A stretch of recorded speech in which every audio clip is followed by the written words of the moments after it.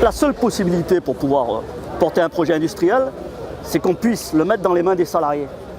Et je pense que seule la mobilisation et le rapport de force permettra de ramener les politiques et d'autres acteurs à la table de véritables discussions et de véritables négociations autour de projets alternatifs. L'initiative d'aujourd'hui, elle s'inscrit dans cette dynamique. On a besoin de mobiliser dans les entreprises de la métallurgie les salariés sur les enjeux qui sont aujourd'hui posés, parce qu'au-delà de la casse industrielle, c'est de la casse de tous les acquis obtenus depuis un certain nombre d'années au niveau de la métallurgie. En plus, qui nous casse nos industries, il nous casse tout autre contenu social autour de conventions collectives.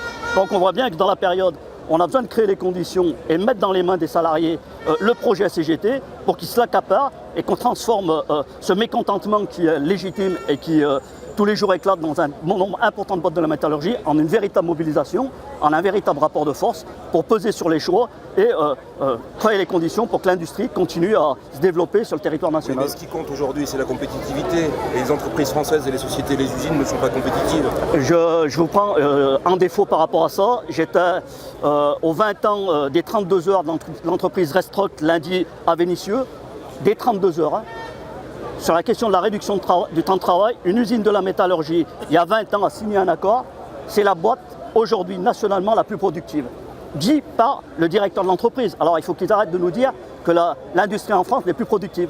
On est le pays au monde le plus productif. Productif mais compétitif. Et en termes de compétitivité, on veut nous comparer à quoi?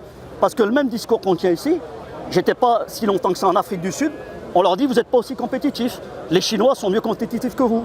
Aux Chinois, on leur dit Intel est plus compétitif.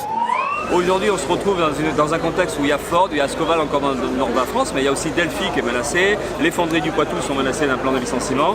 On a vu GMS qui a vécu un plan de licenciement et qui est là est menacé de liquidation de leur usine. Et on connaît Metal Temple à Fumel dans le Lot-et-Garonne qui a connu une liquidation début juin.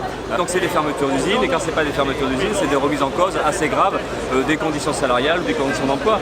L'usine Ford, c'est 800 emplois directs à peu près. Mais c'est entre 2000 et 3000 emplois induits dans la région. Et dans les emplois induits dans la région, il y a les emplois de sous-traitants, mais il y a aussi ce qu'on appelle les emplois indirects. Donc c'est les commerces et c'est aussi les emplois publics. Donc il y a intérêt à ce qu'on se sente tous concernés quand il y a une usine qui ferme.